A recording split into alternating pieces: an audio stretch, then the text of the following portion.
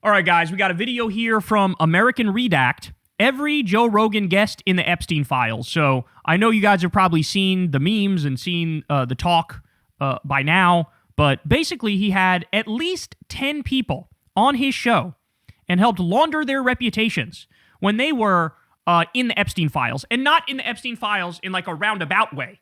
Some of these people were in the Epstein files with like damaging ass stuff.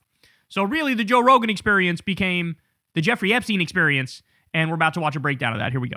Here's a deeper point, man. And I don't mean to do this every time I'm on, but you have such a crazy power that if you're not careful, folks from deep, dark wells of perspective are going to infiltrate your shit because people are going to like try to exploit you. That's the main thing, is like people recognizing what you are. You have by the way, now this guy, Duncan Trussell, the guy who's talking, now he's a Peter Thiel defender. Now he's a Palantir defender. They got to him too, y'all. They got to him too. Political agendas will infiltrate your shit and then start blowing out their radioactivity into the world, right? That's a fear. Like radium, like... All right, so now that people have had a few days to digest the millions of emails and documents linked to Jeffrey Epstein, it's now starting to appear that Joe Rogan's had a lot of people on his show that are now confirmed to have been closely linked to the predator and criminal. He had on Epstein's private chef? Oh my God.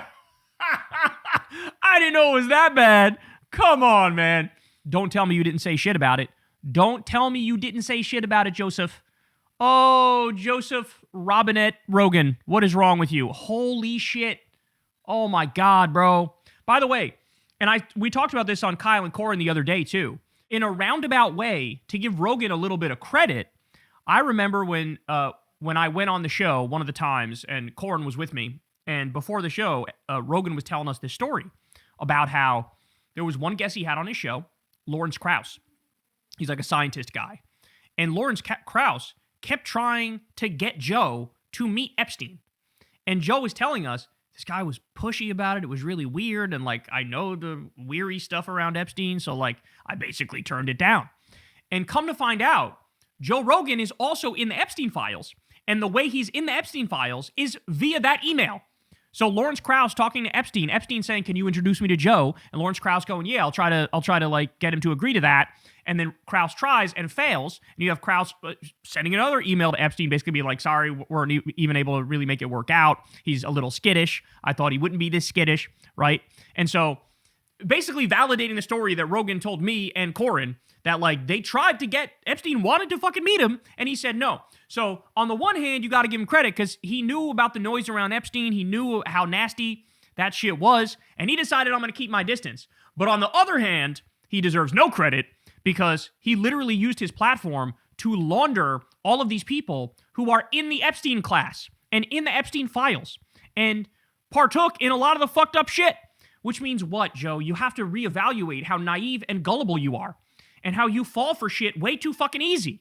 Which has definitely left a lot of people scratching their heads. I mean, it's one thing to have maybe one or two guys linked to Epstein on his show, but when you realize that Joe Rogan's platformed more than 9 different people and counting at this point, who were named in the files sometimes thousands of different times, it all certainly raises more than a few questions. And it's not like anyone's accusing Joe Rogan of secretly going to Epstein's island or anything, but the very fact that he's had so many of these weirdos on his podcast just proves how accurate Duncan Trussell was in the opening clip there. Like, all of these creepy billionaires flock to Joe's podcast because they feel a sense of safety and protection with Joe. Not only because he never challenges these guys on anything or even questions their links to Epstein, but also because he's so easily manipulated. And by the way, that's the real crime, right? Is having on billionaires and letting them spew their propaganda and you don't push back at all. Like, look, don't get me wrong. It's totally fine. If you want to have a podcast where you're just hanging out with your comedian friends and shooting the shit and laughing and having a good time, that's totally fine.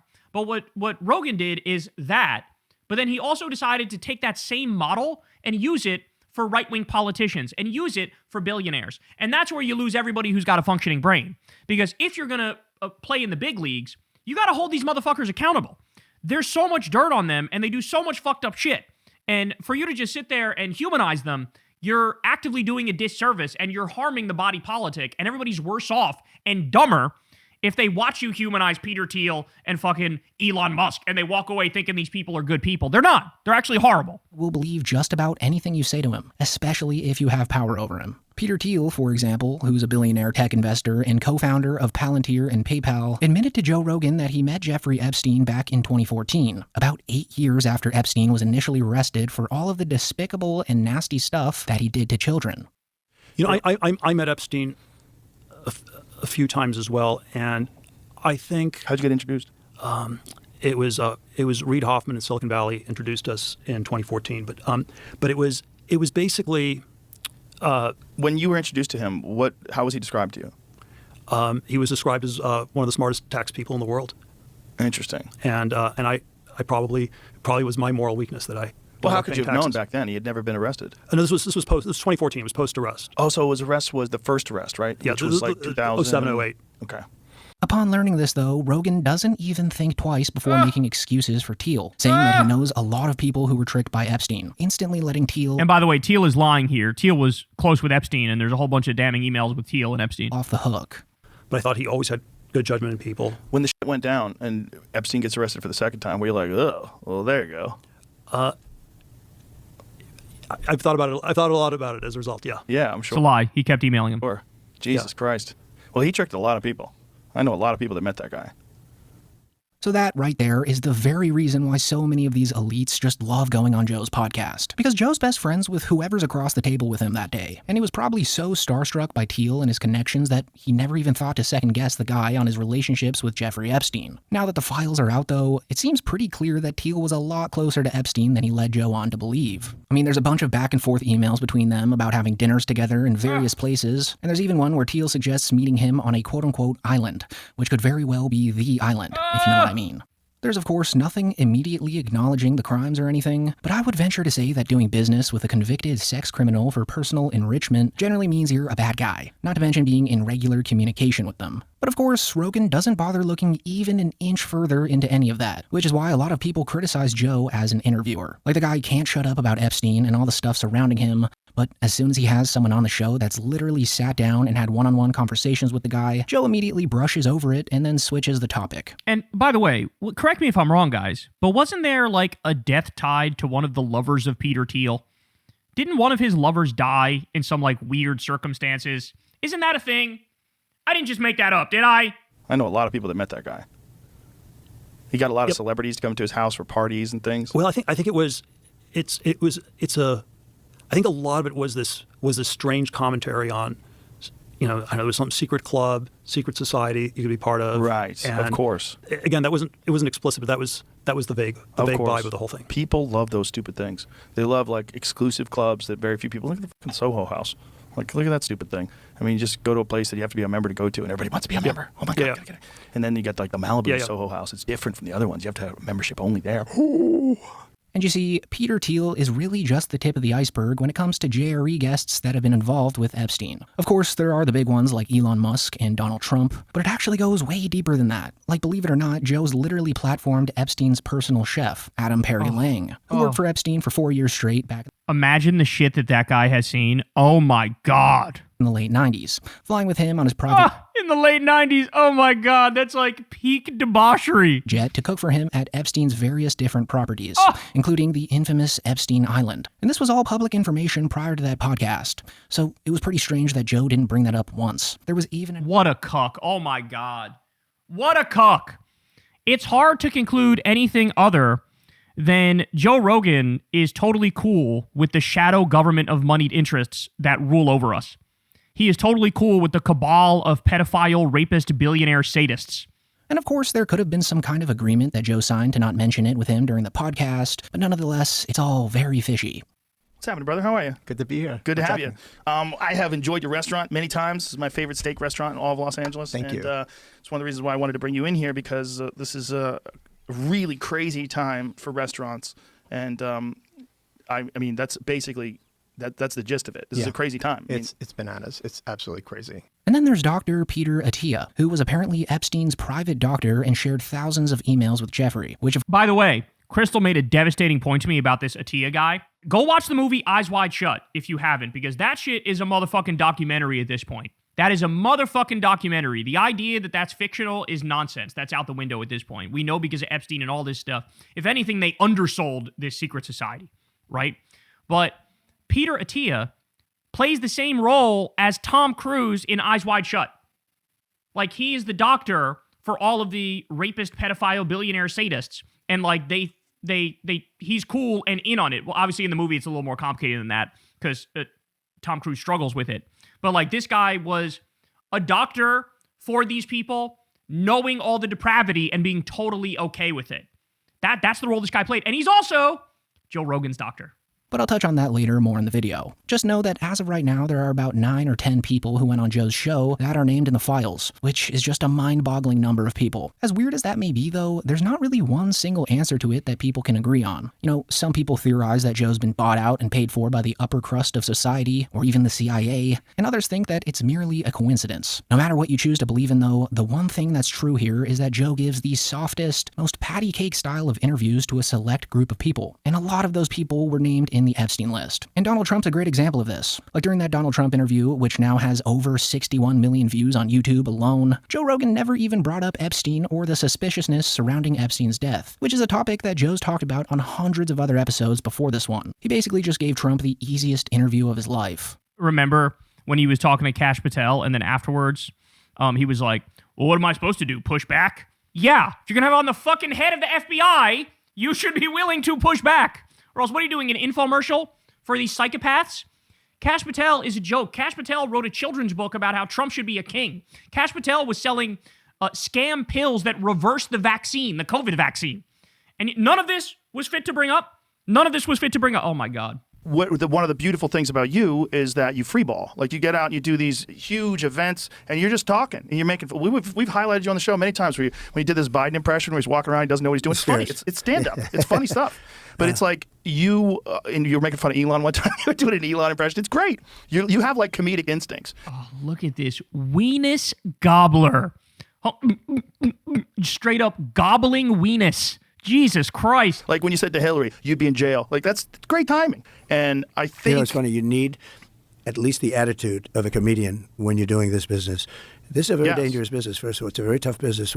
It's the most dangerous business. It's the most, well, for a job? Yes. So the softball interview basically greenlit all of the cronies to go on Joe's show, as Joe's spine basically disappears whenever someone in the Trump administration appears on the show. And by the way, there's a reason why you will not see him go as hard as even like Tim Dillon has turned on Trump stronger than Joe has. Andrew Schultz has turned on Trump stronger than Joe has. Now, by the way, for neither one of them is it enough yet, let's be clear. But they're doing better than Joe. Why? Because Joe is in regular text communication with these people. He talked on his show about texting with Trump. He texts with J.D. Vance. He texts with fucking Elon Musk and Dana White. Like, he is part of that club. He is never going to fully turn and tell you the total truth. You will never hear him say the words, Kamala Harris would have been better.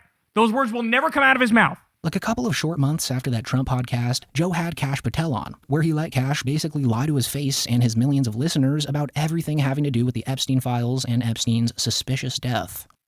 Elon and Trump seem to be in a bit of a spat, Joe. You want to check the tweet that Elon just put out a little bit ago? Time to drop the really big bomb. Donald Trump is in the Epstein files. That's the real reason they have not been made public. Have a nice day. Jesus Christ. I'm not participating in any of that conversation What is between he? Elon Have a and Trump. nice day. DJD. Someone should take his phone away. They're going back and forth about different things. And Yeah. How does he know? Does he know that Donald Trump is in the Epstein files? Or does he have access to the Epstein files? I don't know how he would, but I'm just staying out of the Trump Elon thing. That's way outside my lane. What the fuck are they doing? I know my lane and that ain't it. I just don't.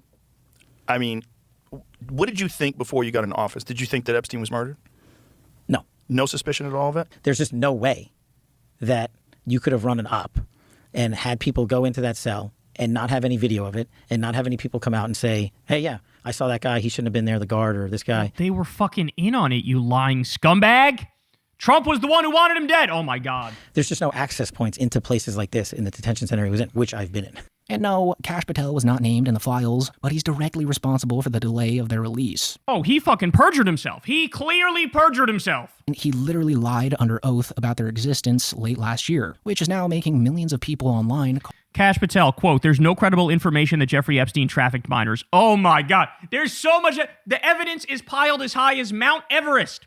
You have them talking about buying and selling 9-year-olds in the files. All for his arrest.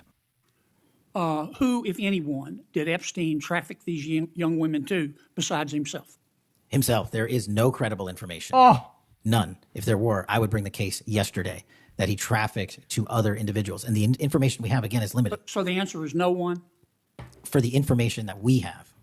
So Kash Patel is Trump's personal shoe shiner. And of course, he manipulated Joe into believing everything he said about the Epstein files and Epstein's death. And just to be clear, Patel isn't in the files, but this just shows you why a bunch of these fishy, mega rich guys feel safe going on to Joe's podcast. One guest that did entertain Joe's theories around Jeffrey Epstein's death, though, was none other than Bari Weiss, who is a New York Times opinion writer turned independent commentator and is married to a woman who was just named in the Epstein files, Nellie Bold. Super close. So Bari Weiss's wife was super close with Epstein. They had a really, really chummy relationship.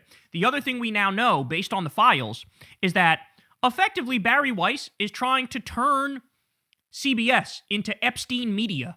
I wish I was kidding, but I'm not kidding. She keeps hiring all these people who were close to Epstein, whether it be Alan Dershowitz or Peter Attia. And the whole point of CBS now is to run cover for MAGA, run cover for Israel, and bring back Epstein-style reactionary centrism. That's what it is. It's literally a psyop. This is a psyop for MAGA and for Israel. And again, hiring all these people with close Epstein connections. Who actually went back and forth with Epstein and seemingly met up with him a bunch of times, accompanied by Bari Weiss. And so when Joe brings up Epstein's death, she seems to entertain the conspiracy theory a little, but then quickly makes it seem not even that important. She even admits to knowing a bunch of people who hung out with Epstein when he was alive, saying that everyone knew about his crimes and didn't do anything about it, which of course just flies right over Joe's shiny, bald head. Can we just agree that he was murdered? If you had all your chips on the table, Yes. like Barry, you got to go all in. What are you gonna do? There are too many coincidences Yeah. to make it plausible that Jeffrey Epstein. No one knows. No one knows Well, that. No, But what we people don't know. knew, no, meaning, Someone must But know. what I was going to say is, like, you know, I've talked to enough people that knew him, met him, went to parties at his house, and said, like, everyone knew this about him. It was like a Harvey Weinstein thing, Right. You know, in the sense of the young women. Yeah. You know. Yeah. Or in the sense that everyone knew about Bill Cosby that came into contact with Yes. him. Like, there were things that were just agreed to never speak about. You know, Right. it's like, it's just absolutely sick. I was when the story broke about him hanging himself, I was obsessed for like a few days, but then I had to move on to other course, things. Like, that's the how- world is a big place. that's what they're Kids are hoping getting beaten for. in the streets. Yeah, but it's also like there actually are things that are more important to me than the Yes. story of Jeffrey Epstein. Right. And I hope that there's some investigative journalist digging into the truth of what happened there. But to be fair to Joe here, he honestly seems like he didn't know Barry's connection to Epstein during this podcast from 2020. But now that she's named in the files as her wife's quote-unquote babe by Epstein, and now that she just hired Dr. Peter Attia at CBS, who is deeply affiliated with Epstein, the whole thing just looks pretty bad for Joseph Rogan. And you already know he's terrified of addressing any of it. Speaking of Peter Attia, though, who's actually one of Joe's more frequent guests that seems to be more close to Joe than usual, he was also listed in the Epstein files, and it appears that he's way more screwed than even someone like Peter Thiel, as he's on record emailing Epstein that he, quote-unquote, can't tell anyone what Epstein does, along with saying that eating pussy is low carb, which is absolutely horrendous given the nature of Epstein's crimes. So Peter Attia probably lost his... Bro, he said he goes into Jeffrey Epstein withdrawal if he doesn't see him on a regular basis. He also left his dying child in the hospital to go see Jeffrey Epstein. This is not, like, this shouldn't just be, hey, you're fired from CBS. This should be, you are excised from polite society and the investigation starts right now, right? Like, Jesus Christ. And this is a Rogan buddy. Whole career due to the Epstein files, especially now that he's come out publicly and stated that he's ashamed of his affiliation with Epstein, straight up just admitting to being the guy's good pal. And being that he's actually sort of close to Joe Rogan, it just makes you wonder how Rogan will address it, if he will at all. I mean, Joe Rogan must be shitting his pants right now with how many friends of the podcast are being exposed before his very eyes. I mean, guys, I have to say, I feel bad. We had Noam Chomsky on the show, and Noam Chomsky, it was a fucking hero of mine, like a genuine intellectual hero of mine. His books were some of the ones that really opened my eyes more than anything else. But now I feel bad and I feel dirty because we had him on. This is way before the Epstein stuff. But still, like, now I think he's totally tarnished his reputation. You know who else I feel bad about having on the show? This isn't tied to Epstein, at least directly, not necessarily. But we had on Russell Brand back when he was supposed to be on the left. And then now, of course, he's like, you know, not only is he a alleged rapist and, you know, horrible human being who committed all sorts of sex crimes, but he's also just a total fucking right-wing hack now. I feel bad about that. This motherfucker had virtually the whole Epstein network on and threw softballs down the center of the plate for them. So, I mean, for him, again, the thing for me is like, how are you going to react about Elon in particular? This motherfucker was begging to go to the island, dog. He was begging to go to the island. And so, what are you going to do? You going to say nothing? You're going to try to spin it for him? You're going to bring him on to do damage control? But what I can guarantee you is he will not draw a bright line and say, I'm done with Elon. This was a bridge too far, and fuck these people. Now I'm going to start telling you the truth. Now I'm going to start telling you the truth about Trump, the corrupt war criminal pedophile rapist. Now I'm going to start telling you the truth about the depravity of the shadow government of moneyed interest that really runs us. The cabal of pedophile, rapist, billionaire sadists that run us. He's definitely not going to do that. We know that for sure. These are the files that Trump's Department of Justice were comfortable with making public. So there's certainly millions and millions of more incriminating things to be released. Like, this is much deeper than you think. Of course, a bunch of the Joe Rogan fanboys are rushing to his defense right now, though, saying that Joe Rogan's had more than 1,200 different guests on his platform and that people are just cherry-picking. And that Joe would have guys like Donald Trump, Elon Musk, and Peter Thiel on, regardless of whether they were affiliated with Epstein or not. Which might be true, given that they're some of the biggest names in the world, but the fact that Jeffrey Epstein himself is now on record trying to get in contact with Joe Rogan just shows you how safe Jeffrey and all his goons felt in Joe Rogan's presence. Yeah, that's the point. And he'll never address this, is you need to ask yourself, Joe, why did these disgusting people, why did these criminals, why did the cabal of pedophile, rapist billionaires, why are they so comfortable coming on my show? And the answer is, and we've covered what the answer is, because he has on like Mark Andreessen, for example, and Mark Zuckerberg, for example, and like they were reading from the same script, they trashed the Consumer Financial Protection Bureau to Rogan's face, and Rogan had nothing to say in response. He could not defend the Consumer Financial Protection Bureau. Even the whole point of that agency is the anti-scam police, and they've returned tens of billions of dollars to Americans who were defrauded by big financial institutions. So you invite on billionaires to lie about regulation, to lie about consumer protections, because they want no regulation and no consumer protections. They want to scam everybody, right? And you let them get away with it. And that's why they love coming on, because they know you're going to be a fucking doormat and they're going to walk all over you. And they can plan their nefarious talking points where they fucking lie through their teeth and convince everybody, oh, the government is the problem. Regulation is the problem. Don't fucking tax us more. No, because then you're going to lose the jobs and we're going to flee the country and everything's going to suck. So that's why they feel comfortable. They know the billionaires can lie and get away with it, and he won't push back. It was pulled from emails between Epstein and a man by the name of Lawrence Krauss, who, after going on JRE in 2017, emailed Rogan about the opportunity to get in contact with Jeffrey, which apparently Rogan was timid about. Regardless, though, they've got to feel like Rogan's on their side or something like that, right? Like, they must feel a sense of security around the man, given that he never brings up anything involving Epstein's crimes around the associates that he interviews. For instance, during one of the many podcast episodes Joe Rogan shot with Elon Musk, Musk conveniently listed everyone he thought was going to be on it and left himself right off of it, which, now knowing that he apparently desperately tried to get on Epstein's island and was found to be too dorky to make the list, just seems super pathetic. And that's Rogan's move, and that's Elon's move is, let's talk about Reid Hoffman, let's talk about Bill Gates, let's talk about Bill Clinton. They hyper-focus on the ones that they can say, look, the Democrats, look, the liberals, right? And they ignore the fucking colossal number of Republicans and MAGA and, others that are in that circle, right? It's so obvious. Yes. Like, known Epstein clients who are obviously extremely powerful, they're powerful politically and very wealthy, are Bill Gates, Bill Clinton, and Reid Hoffman. What I say, literally the exact ones I told you. They're going to hyper-focus on the ones that are not their buddies, not on the right. Why was Reid Hoffman so intent on destroying Trump? Yeah, how do you put someone in jail and you don't even name the clients? That sounds kind of insane. I think, yes, it would. Yes, because it's just stunning that they've been able to hold it back for so long. No, what's stunning, Joe, is that you haven't talked about, and Elon hasn't brought up, that Epstein was Trump's best friend for a decade. And Trump was on the plane 8 times that we know of, and he went to the island.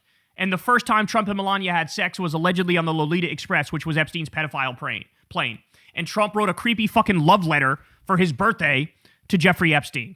and Trump offered Epstein a job in his first term to try to pay him off to shut him up.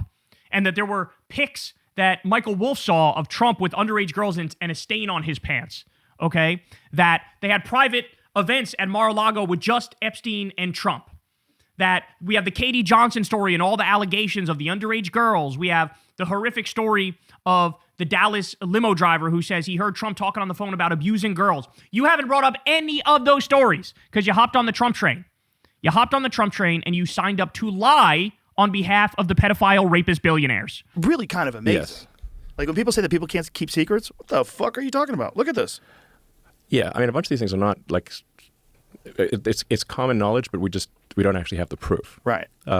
So we absolutely have the proof. In 2011, Trump spent hours with an Epstein victim at Epstein's house, which was bugged. So they have pictures, they have videos. That's a fact. The president of the United States is blackmailed. He can be extorted. He can be coerced. Okay? And they never would talk about this. Ever, ever, ever. Is there. I mean, there's lots of videos. So yeah, I really wonder if Joe will ever talk about Elon being in the files. Based off how Elon's tweeting like a maniac about it and defending himself way too much on his own app though, he'll probably go on to JRE soon here to clear the air, which will definitely make for another video for this channel since it will indeed be super awkward.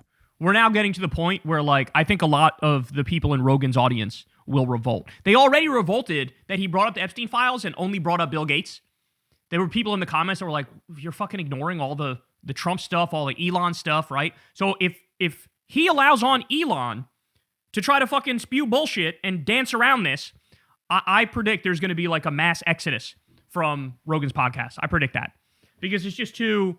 Like, there's none of the original charm of the podcast is there anymore. The idea of, like, this curious guy who's kind of a Renaissance man who's into all these different things and he's asked a lot of probing questions and he, gets people to relax and open up. Now that's all gone. Now you're just, like, a factory for MAGA bullshit and billionaire bullshit. And so we'll see if he allows him on. If he's smart, he'd tell Elon to fuck off. Hey, y'all, do me a favor and like and subscribe. It helps out big time in the algorithm. Click the bell as well for notifications when videos drop. And watch that video on screen right now. You know you want to.